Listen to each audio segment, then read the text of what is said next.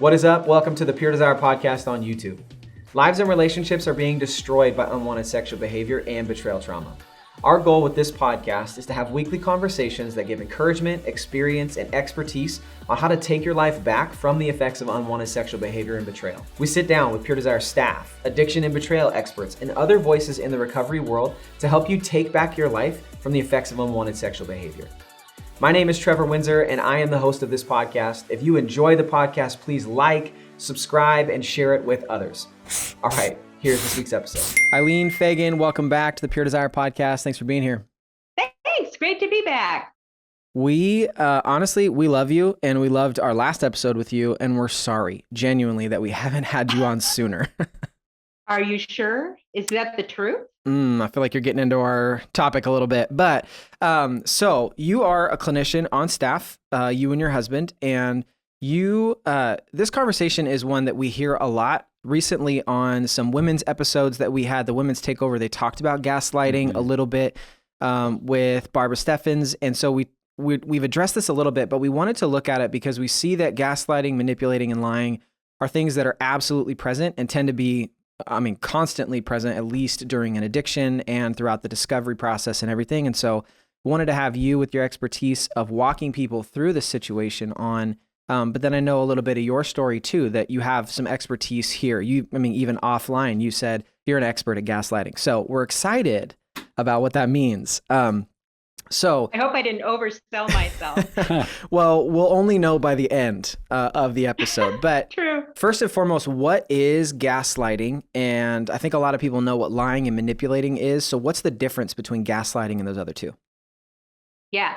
Well, so not all people that lie are gaslighters, but all gaslighters lie. So the actual term is interesting. It came from a movie from the 40s. And I know Ingrid Bergman was in it, and I don't remember the male actor, but the movie was called Gaslight. And what her husband is trying to convince her she was crazy. So he would make these lights, gas lights, flicker on and off. And she'd say, "Why are those lights flickering?" And he'd say, "What are you talking about? They're not flickering." And he'd do that over and over again with certain things because he was trying to make her think she was crazy. And so I'm not going to spoil the movie. I will say it's a trigger alert if you've been gaslit, so don't watch it. Perfect. But the movie was really interesting. So gaslighting is, in its widest sense, it's a form of emotional abuse. It's lying, it's control, it's for hiding. People that are gaslighters are trying to hide their behavior. So that's a lot of people. A lot of people think that it has to do with if you're a gaslighter, you're a narcissist, and that's not necessarily true. Again, this isn't all gaslighters are narcissists, but all narcissists gaslight. Okay. So it's bigger than just lying and manipulating. That's a subset of gaslighting.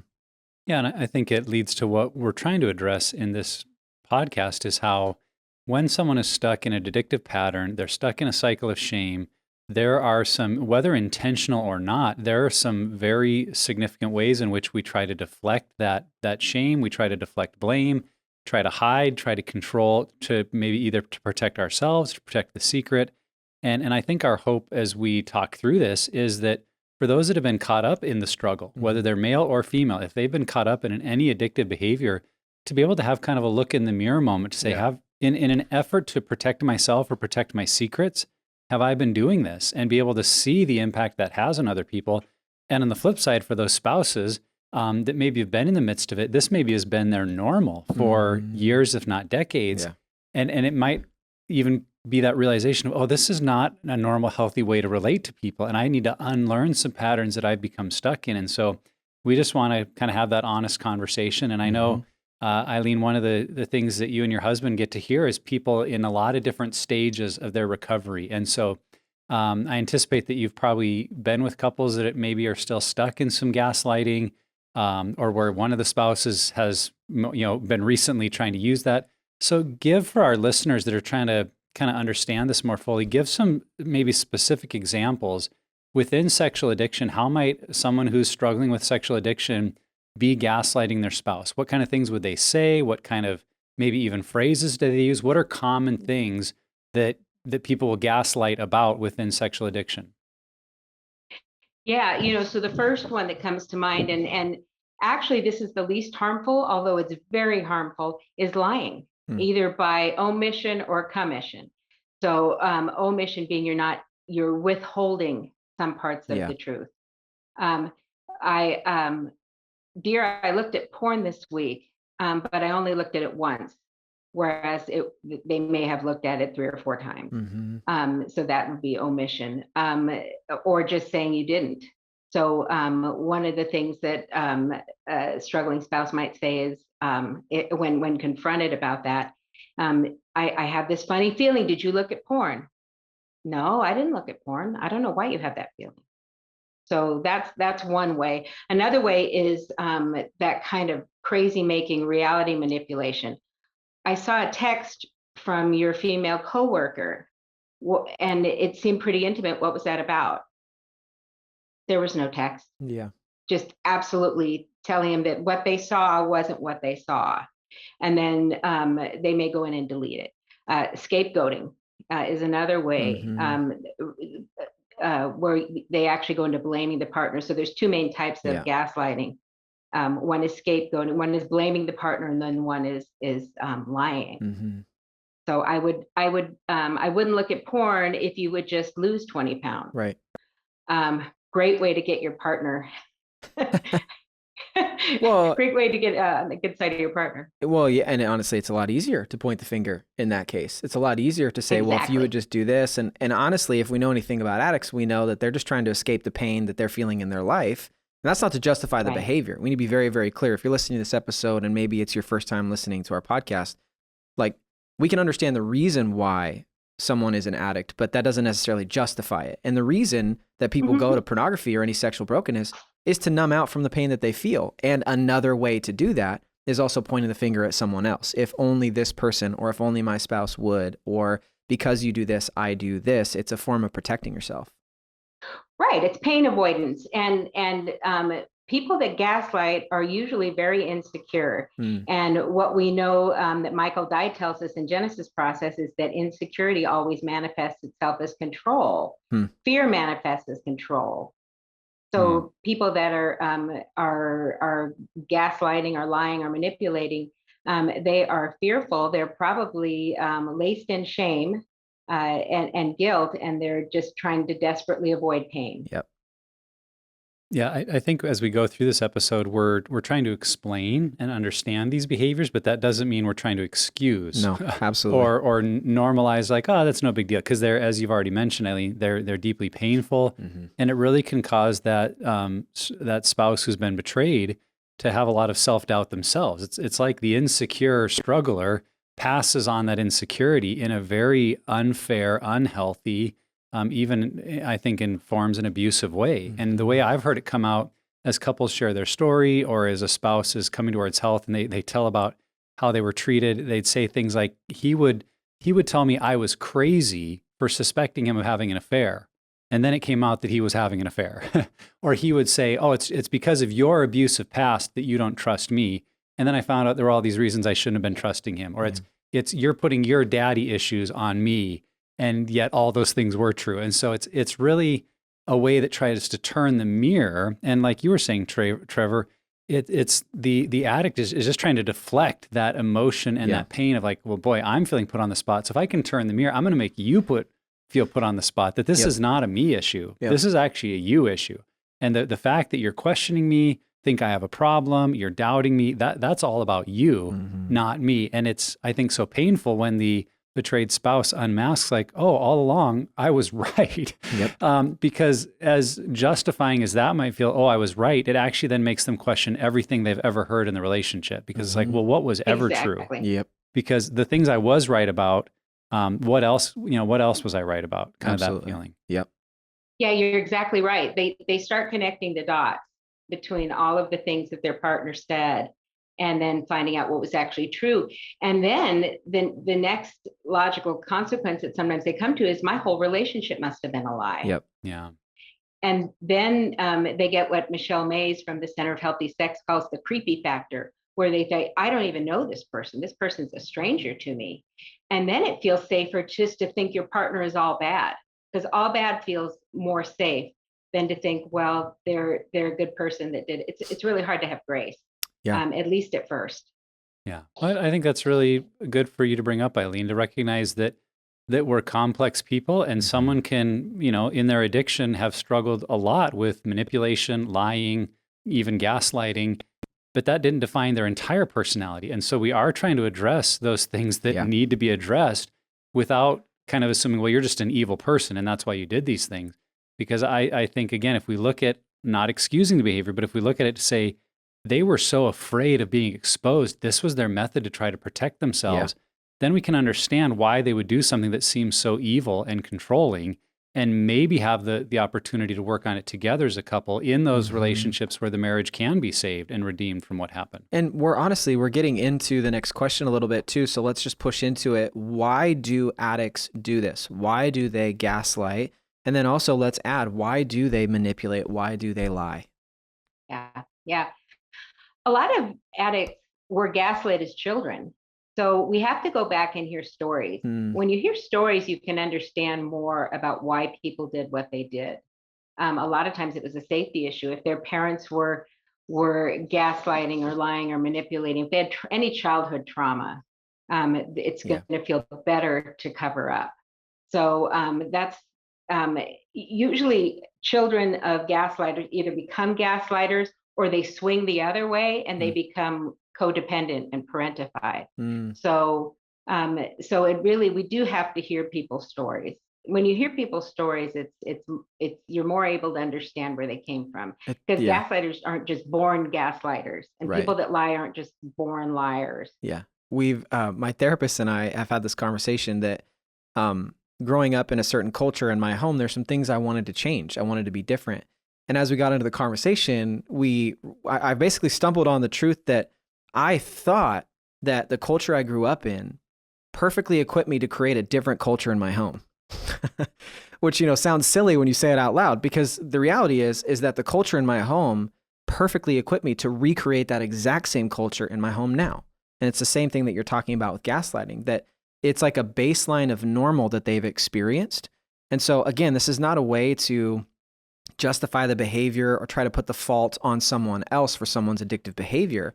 But this helps us, as you're saying, understand their story and understand where they're coming from.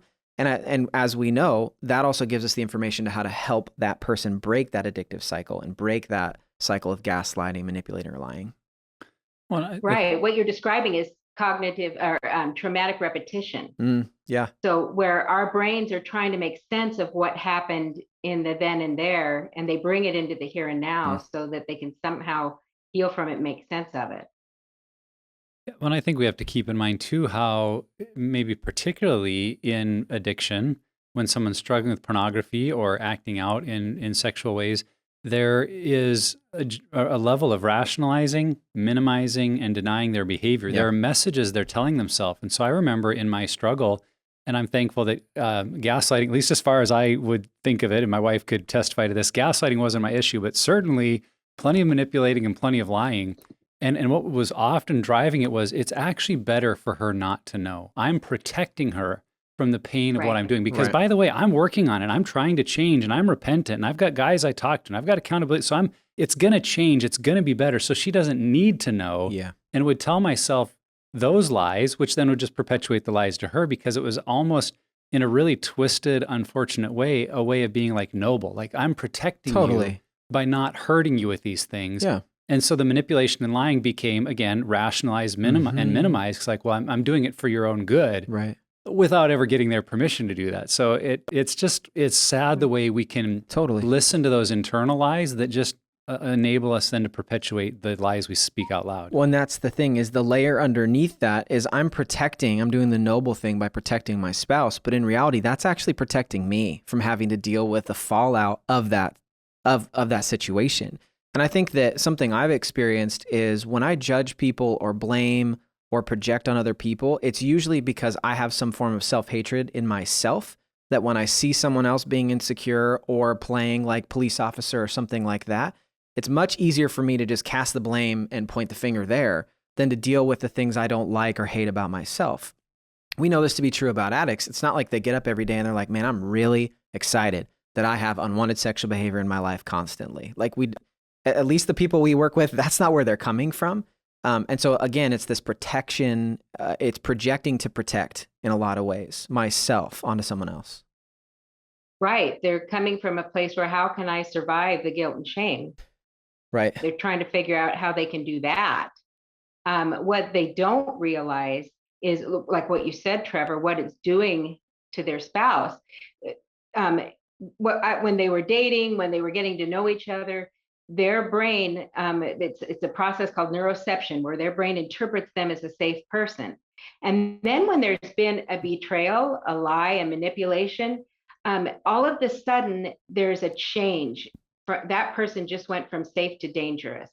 And all of the neural structures that identified that person as safe, now they're not safe, or are they safe? And that's where the crazy making comes in. Yeah. It really causes a physiological change in the spouse. And I think that if addicts knew that, right, they wouldn't be doing that in the first place. Well, and another aspect to this, or another maybe step, is that an addict might be doing this to save the marriage. Like, if they only knew what really was going on, then my family would blow up. And they play out worst case scenario, even though, in secret, they're creating worst case scenario by making it even worse.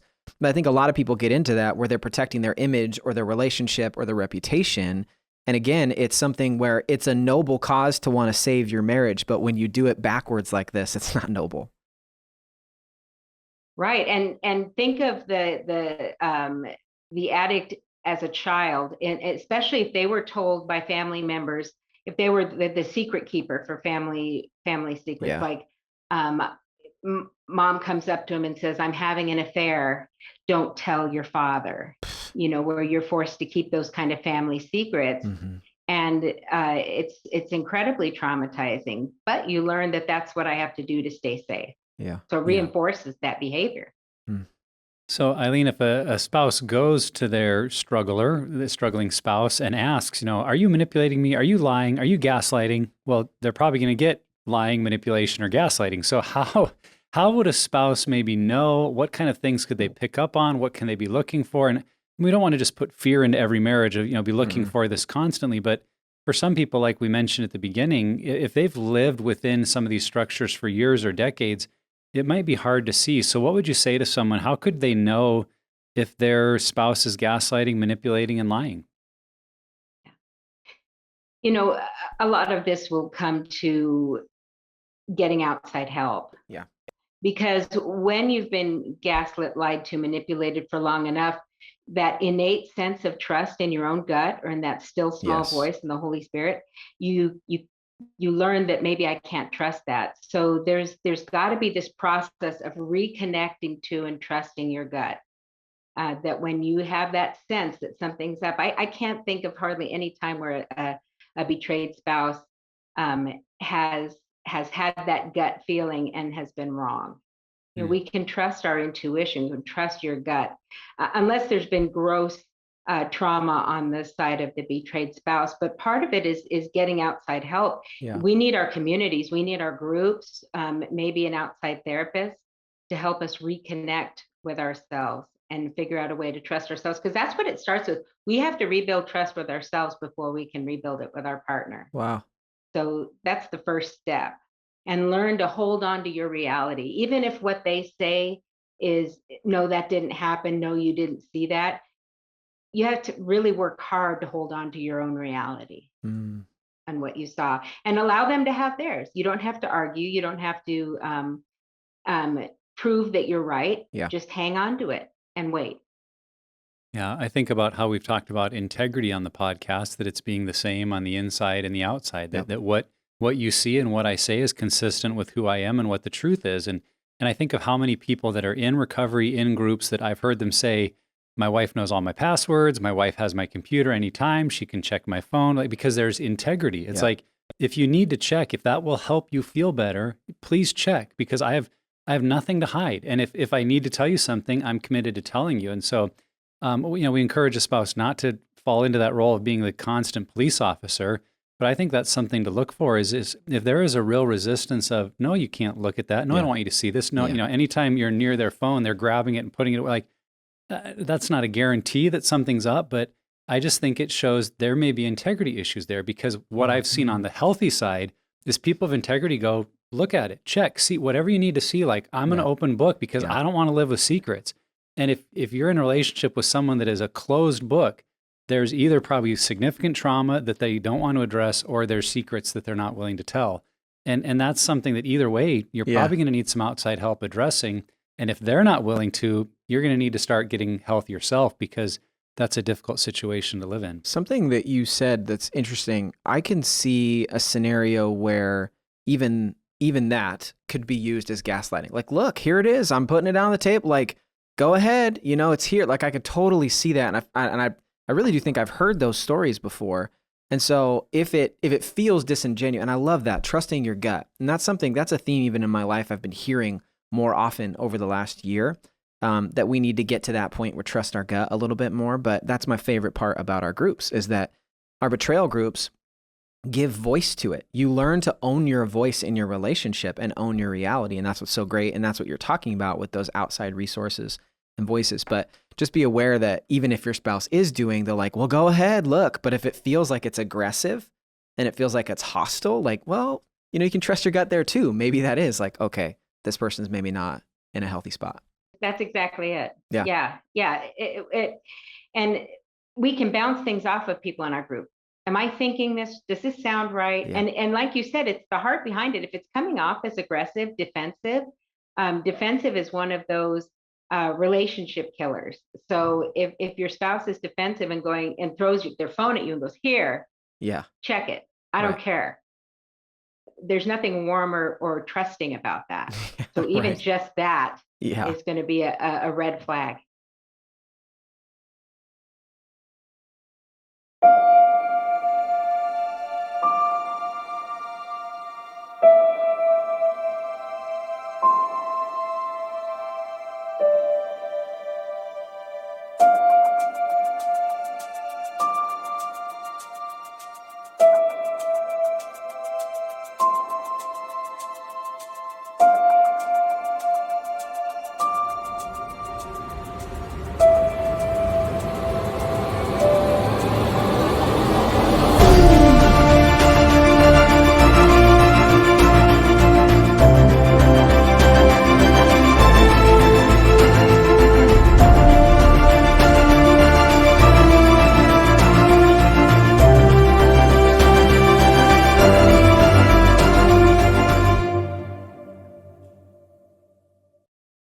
So what are ways that the betrayed spouse, betrayed partner can address these unhealthy patterns in the relationship? Because I could see in a lot of ways they're sort of powerless. Like they can't stop their spouse from gaslighting, manipulating, or lying. And so how do they start to maybe regulate themselves? What are things they can do to help themselves? And is there anything they can do to help the relationship? Well, they have to identify, first of all, their role in this gaslighting dance that's been going on. So the dance might look like, I tell my partner something that I saw or heard. They tell me I didn't see what I saw. Then I argue and try to convince, and then I doubt myself. And so the betrayed partner has to step out of the dance. They have to change something about that interaction, that same pattern of behavior. So instead of trying to convince them, just understand they lied to protect their secret behavior, trust what you saw, state reality. You can ask clarifying questions if you need to, but maintain that trust is what you actually know, what you saw, what you heard. Agree to disagree, hold on to your reality. We call that standing your sacred ground. You don't have to puff up and get big and angry. You don't have to shrink back, but you just stand your ground and then implement boundaries while you take that wait and see approach and while you're getting help. Yeah, I think about how often we've said, and we're working through addiction for that spouse, don't trust their words, don't trust their intent, trust their actions, because those can be seen and verified. And so if you're in a situation where you really don't know what's going on, what you can see is like, honey, I notice every time I come in the room, you hide your screen from me. You turn your phone and put it in your pocket.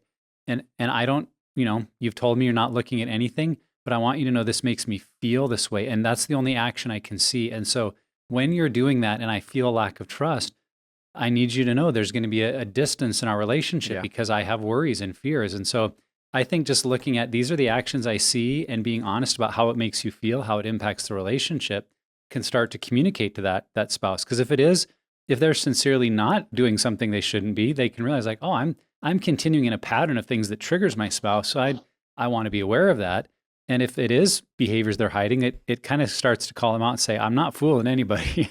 I better deal with this because my spouse sees it. And even though she doesn't know the truth of what's going on, she knows enough that she's creating these boundaries in our relationship and it's uncomfortable for me. Yeah. And it I think in a positive, not positive way, but in an appropriate way, can move that struggling spouse towards, I've got to either face these things or admit that I'm not willing to, which, I mean, sadly, that happens in marriages and those marriages won't last because the struggler just gives up and walks away. And we don't want that for anybody, but we do want marriages built on trust and on openness. And I think this is a way that can happen. Yeah. And I think I've seen it play out in a lot of different situations, but it applies to the situation as well. If you don't respect your boundaries, other people aren't going to. Like if you're always rolling over and being like, okay, fine, I'm sorry. And you just like, you're always crossing that line. Well, why would anyone respect a boundary that you're not actually putting in place? Like, I think that that's such a hard thing. And I think that's such a hard thing in the church. We're taught to be loving and to be open and to always look for the benefit of someone else. And inadvertently, what gets taught is that self-care is selfish and boundaries aren't okay. And you need to stop being closed off. That makes you, a sinner and you're doing something wrong. Like you need to respect your boundaries. And that is going to feel, for the addict spouse, is going to feel like really, really painful. And for you is going to feel really, really healthy. They are both of those things. And so I just, I like that sacred space. Hold your sacred space and know that your boundaries are for your benefit and it's okay to implement them. Right. And it's biblical. It's godly. Jesus had boundaries. He didn't let people come to him 24/7. He went to solitary places and prayed and got alone with his Father. God has boundaries and he doesn't violate our boundaries. If we decide, I'm not going to read and pray for the next week, he doesn't create a situation where we're going to go read and pray. He respects it. It's going to hurt us. Joystick. Yeah. Right. Yeah. Right. So in the same way, we have to have those boundaries. We have to have things that make us feel safe. And what do we need? And this is where it helps to be in a group or in counseling, is to ask yourself maybe a question you've never asked yourself before is, what do you need to feel safe? Yeah. So let's say we are the other side of the equation, that we're an addicted or struggling spouse that's working towards recovery, but we can acknowledge we've been stuck in some of these patterns of how we lie and manipulate and even gaslight to try to maintain control or protect secrets. Some of those habits die hard and change slowly. And so if that's us, how can we recognize ways we've been doing this and how can we go about changing those patterns? Yeah, and this is where changing on your own is going to have limited success because we don't see our own blind spots. So we really do need to be with other people. The Bible talks about don't forsake the assembling of ourselves together. We have to be with other people and we need relationships. So when usually that's when the pain is turned up. So when the pain is turned up and the spouse, let's say the betrayed spouse starts putting down some pretty heavy boundaries. I can't stay with you in the same house if you're going to continue to do this. Then the addict will experience pain and then they might start to really look at that. But at the risk of sounding like a broken record, groups, counseling, you have to be able to have other people help you see your blind spots. Yeah. And going back is the best way. We always tell people that you have to go back to move forward. So we have to look at, where did this start? Yeah. And go forward from there. I feel like a practical way is, as you're having, maybe you're in this situation where this has been a pattern for you and you start to see it and it's like, I wonder if when I did this the other day, it was gaslighting. You know what a great person who would know if you were or not? would be your spouse. Like just Right. going to them and being like, when I responded this way, was that gaslighting? Did that feel like that's what I was doing? Or did that feel manipulative? Or did it feel like I wasn't telling the truth? Like exploring that and being curious about how that plays out, I feel like could go a long way. And what you're doing in that, the reason why that makes sense to me as far as a practice is you're starting to familiarize yourself with the patterns that you have, but then you're also giving your spouse permission to acknowledge that reality. And then also you're opening the door for conversation. Because it's like, I mean, it'd be really cool if both spouses could handle this perfectly every time, where one spouse goes like, you're gaslighting me. And then the other spouse goes, you know what? You're right. I'm really sorry. Here's what's going on, in my world right now. That's very rarely going to happen, especially at the front end of recovery. But that's where we want to get to, where we can be honest and have that open dialogue. And so asking questions can create that type of space in a relationship. Well, and this is why pillar 1 of 7 pillars is facing reality at all costs. We've got to have that commitment in our hearts that just says, it might be painful, it might cause a lot of turmoil, but I have got to learn to live in truth and be truthful about who I am and what I've done. And that doesn't mean with all people everywhere all the time, but with the right people and in the right ways, learning to speak the truth on all occasions is so vital. And it's why, when you move out in the faster scale, the F is, having secrets or lying. You're immediately forgetting priorities. You're not trusting God anymore. You're not living life on God's terms. You're starting to move into control. And I think if we've had that pattern, it's really important not to just get fixated on the big ones of, hey, it's great, I'm not lying about looking at porn anymore or going to clubs or, massage parlors. I'm not lying about that anymore, because those might be the obvious outworkings of it. But it's going all the way down to, am I feeling the need to fudge how much I drank last night, or how much money I spent at the restaurant, or how much, junk food I bought and then ate some on the way home? Am I feeling the need to, shade the truth about how long I was at work and why, because I don't want to acknowledge I was wasting time? I mean, I think for us in addiction, there were 1,000 little areas. And I say this out of the experience of, I was so wrapped up in needing to protect my image that I was fudging the truth to keep that image better in so many ways that, I wasn't lying about pornography anymore, but I needed to realize, like, I'm going to be late to this meeting because I didn't get up in time. And to just say that versus like, oh, it's been crazy at home, or, just constantly saying little manipulative things to deflect real responsibility from the choices I was making. So that would just be my encouragement. If this is you, if you've been in the patterns of manipulating, lying, or gaslighting, don't just look at those big, obvious areas that you're like, okay, I got to change those. Because we all know those need to change. Yeah. But go all the way down just to your day in and day out stuff and say, I'm not going to fudge the truth about even the smallest things in my life, because that's part of being a person of integrity, is what I say is true. And it's true right down to how much I spent, and being honest. I spent this much, and I probably did not need 3 candy bars, but I felt like it and I bought them. And, as a spouse, here's the other side of it. When they see you doing that, like, oh, usually he won't even tell me what that money was for. He's being honest, and they might not even care. They're like, you needed candy bars, fine. But the fact they're seeing you're being truthful in little things starts to build the confidence that you're also being truthful in big things. So don't underestimate the power of those small day in and day out kind of truthful choices that you can make. Right. What you're talking about is momentum.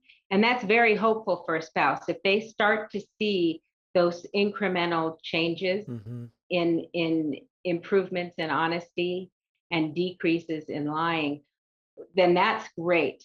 That's a step forward. You can have hope in a relationship like that.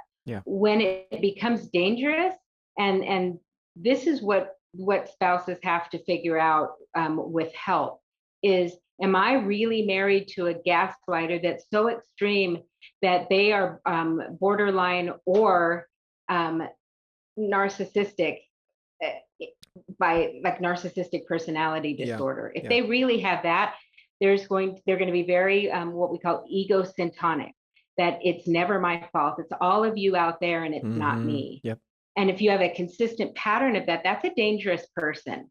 So while we want to give our spouse grace and we want to have that kind of momentum and start to build trust, if you're not seeing any of that, then you really need to seek wise counsel, because true gaslighters that are rooted in narcissism, they have a different neuronal firing pattern in their brain. So punishment and reward have no effect on them. So even with good boundaries and a really good recovery action plan, that's not going to affect them.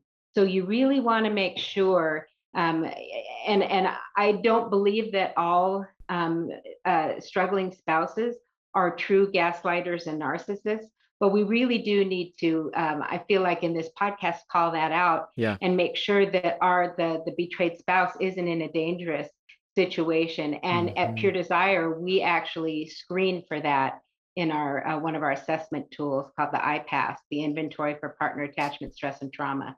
So we screen for gaslighting, the blame, gaslighting, denial, and then we look for what risk they are in, what risk category for psychological or emotional abuse. Yeah. And if you wonder if you're in that category, that's why, again, seek out professional help. That's right. Teams like Pure Desire are here to help, and others that this really isn't something, particularly as you're getting into maybe more extreme forms, that you want to be trying to navigate alone. So Eileen, let's say again that we are the spouse who struggled with this. We're maybe walking into recovery, starting to learn how to face reality and live in truth. And it can almost feel like learning a new language, like, wow, this is a really different way to live.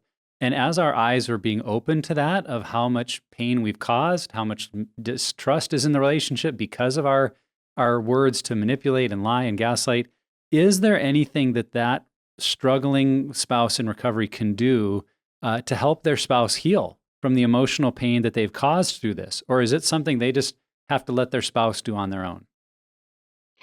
No, they can absolutely, part of it is risk. They have to risk being vulnerable, risk telling the truth, even to their own pain. We talk about empathy. A true gaslighter has what we call cognitive empathy, where they know what the right thing is to do. So they say the right thing, but they don't actually feel it.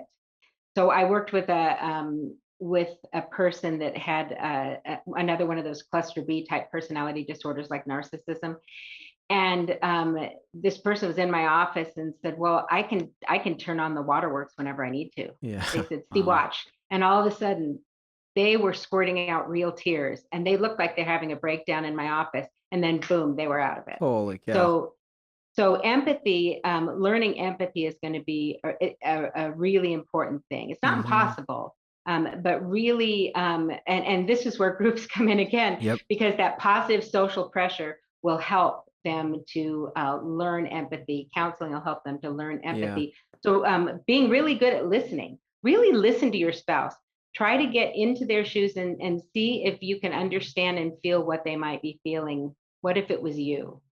So those are the best way you can is to help your spouse heal, is to listen, to take ownership, and ask what they can do.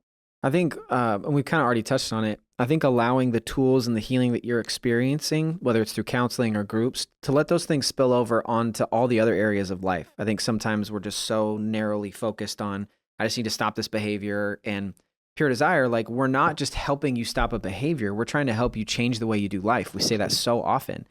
And so it's that idea, and I love what you were talking about, the integrity piece. It's the small things, like taking those tools and applying it to, like, usually I take off about 15 minutes early from work. Nick, this is not what I'm saying. I don't actually take off 15 minutes. I'm being honest. We'll have a conversation later. Crap. Anyways, I think that things like that were that small, where you start to look at it and ask questions like, is that actually a healthy habit for me? Is that something that's actually contributing to my health? And understanding that even those small things are creating what you called, Eileen, as momentum. We're creating momentum in our life, which is going to create momentum in our relationship, especially as the betrayed spouse is also getting healthy. Because we know that if one spouse is getting healthy, but the other isn't recovering, there's going to be this staggered element to their relationship. And I think one other thing is to not pressure or push that spouse to heal, because you don't get to do that. Like, as much as we want to, and it's funny, as something you said earlier, Eileen, the insecurity and fear, those are what manifest as control. I'm insecure, fearful about where this is going. They're not catching up. So therefore, I try to control my spouse's healing. And I think that actually does more damage in the end. And so allowing them to be on their journey while also just focusing on my own to try to heal and let all that stuff spill over to all areas of life. Well, I know we've said it in a lot of podcasts, but maybe the best thing you can do to help your spouse heal is to keep pursuing your healing 100%. And so if you've been the manipulator, the gaslighter, the liar, like pursue being a truth teller with everything in your being, and your spouse is going to see it. I mean, like you can't, if you're truly 100% committed to change and growing and humility and repentance, like you can't hide that that's happening. And that will, not a guarantee, but your spouse will see and go, wow, something's happening here. And I'm not living with the liar that I used to. I'm not stuck in that same pattern. And how encouraging that can be. And I just wanted to speak to also, Eileen, that value of empathy, because in our story for my wife and I, that was the game changer. How I had really spent 10 years in our marriage when I would confess, hey, I'm still struggling with pornography. I'm so sorry. But then I'd add, it's not about you. It's not your fault. It's this thing I've struggled with since I was a teenager. It's getting better. And those were all ways to try to tell her she shouldn't be angry. She shouldn't feel pain because it wasn't about her.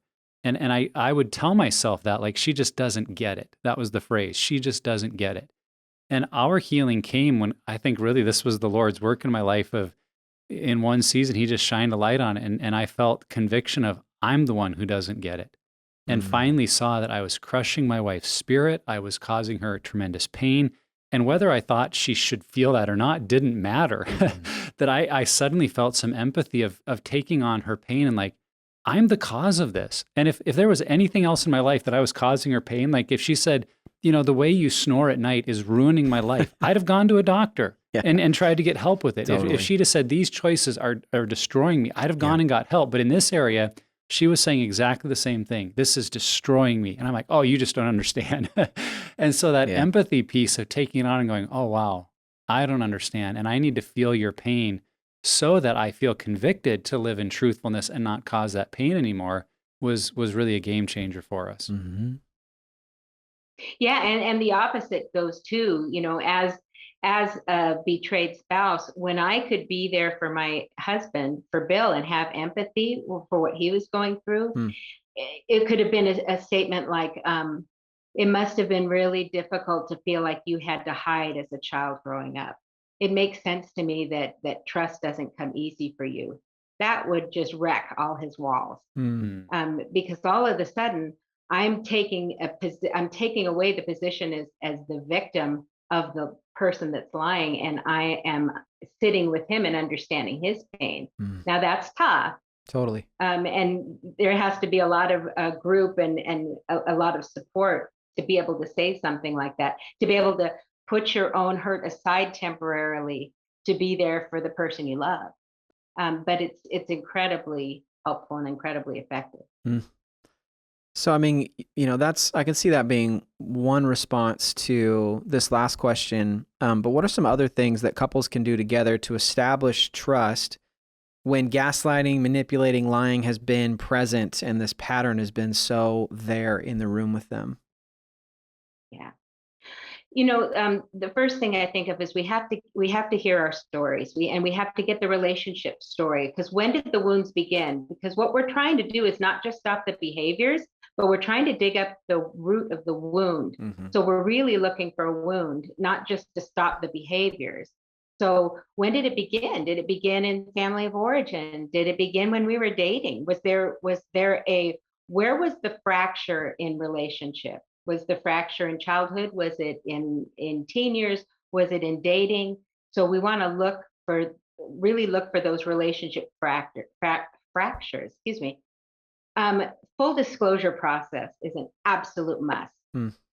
So as difficult as that process is, it's really important, and the sooner the better. So whether you do that through your groups, whether you do what we have at Pure Desire called a 6-session disclosure process, or you go through the whole 12-month counseling program, but getting that done is really important, and all parts of it. So you've got the partner talking about their history, their story, their sexual history, and then the betrayed spouse writing their emotional impact letter, Your behaviors and deceptive choices have impacted me in the following areas. Yeah. All of those areas, emotional, physical, in my parenting, all those roles. And then the struggling spouse in turn writes a letter of emotional restitution. How are they going to make things right? What are they going to start taking responsibility for? So having that process and having it behind you where all the cards are out on the table is really powerful. So that's, and then learning and practicing empathy, agape love, shame reduction, boundaries, all of those things come into play, and that'll help both of them heal. I think a tool that a couple can use together is that 3 circles tool, that relapse prevention plan, and really that middle circle of guardrails of defining. Because the way we were taught it from Ted and Diane Roberts was me asking of my wife the question, what makes you feel safe in our relationship? And what are things I do that make you feel unsafe? And so anywhere there had been patterns for me of lying, hiding, manipulating the truth, she was obviously more aware of that than I was because she'd been the one that had to feel it. And so there were areas she wanted to say, like, when I know that you're on your computer just playing online sports, I don't feel safe because I know how many times that's been part of your pattern. Yeah. And to me, I didn't see it as that big of a deal, but it's like, oh, if this is something I've used and it makes you feel unsafe, I'll add that to my guardrails. And I think that's something a couple can do to heal together is that spouse who's been the recipient of the manipulation and the lying sees guardrails that you have set in place to say, I want you to see that I'm living differently.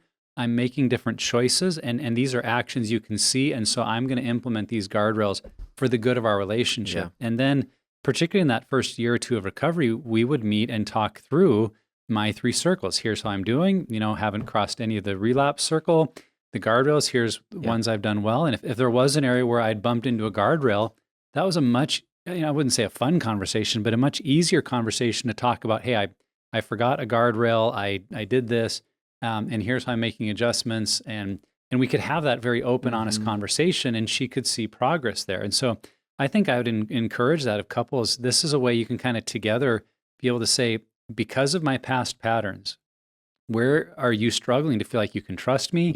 Like you know what I'm doing? And how could I implement some guardrails so that you really feel and can see that change is happening? And then when you can talk about those regularly, it just like you were saying, Eileen, it creates that momentum of, oh, there's change happening. We're moving in the right direction. And it gets you talking about the little changes that need to be made, hopefully long before you ever have to talk about a big relapse that is happening in, because you're being honest much, much earlier in the process.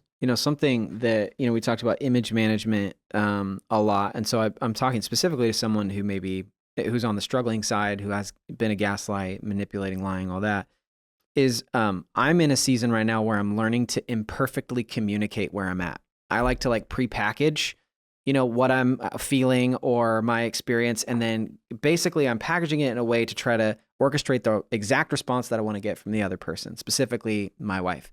And so I think that learning to just be present with your emotions and where you're at, and learn that it's okay to imperfectly communicate where you're at. I don't have to have all the exact reasons, because what's great is I've realized that when I prepackage that, it tends to not be a conversation. I just kind of dump this big kind of box on my wife, and I'm just like, cool, she's cool. And then we just move on.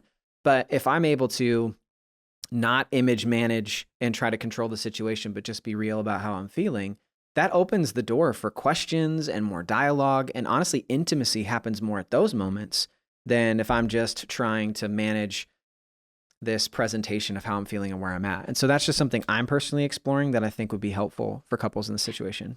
No, I think that's really good, because if you're prepackaging, that's a form of covert manipulation. I'm going to quietly manipulate you behind the scenes to get the expected or the desired answer. So what you're saying is to drop that, and while it's difficult to just have blind honesty, that's at least start with, before you just answer what might be a lie or what might not be the whole truth. Stop for a minute and say, let me think about how I'm going to respond to you. And then you can, start to kind of get control of your physiology. If your heart's racing, we talk a lot about, when working with couples, that when you start to notice those fight or flight indicators coming on, heart racing, stomach dropping, head feeling tight, stop and really think before you move on and respond and react to your spouse rather than respond. Yep. You know, this conversation, I feel like it was something that we are entering into this space and talking about this topic because we want to help people who are currently have this pattern of gaslighting, manipulating, and lying to better identify it, to maybe understand why they've been doing this and maybe diminish some of the shame that they may feel, but then also like make those adjustments and changes to stop doing that because it is damaging to the relationships around them. But then also wanting to help a betrayed spouse who's experiencing this to finally have someone say, you are right. Trust your gut. You are seeing some of these things. And really our hope in this is not to like pit two people against each other. We're trying to have this conversation so that both sides of a relationship can understand how these things are playing out and then how to take some steps toward building trust and removing these patterns in a relationship. And man, this is not an easy conversation. These are very, very loaded words. You say any three of these words that anybody in a recovery or healing journey can just like spout off really quick. And so just understand that that's our hope, is restoration, is bringing relationships back together and understanding that these patterns don't have to be present in our relationships long term. So Eileen, we love you. We're a fan of you. We're so glad you're on staff. We mean it. We do. We absolutely do mean it. And we'll try to like not have it be so long till we have you on another episode. But thank you so much for being with us today and the expertise that you bring. It's been great. Thanks for having me. And wherever you're at on your journey, Pure Desire is here to help create a roadmap for your healing. If you or someone you know is impacted by sexual brokenness or betrayal trauma, go to puredesire.org and let's start the healing journey today. Don't forget to subscribe to the podcast. Each week we put out new content to help you on the road to healing and freedom. And lastly, never stop being helpful.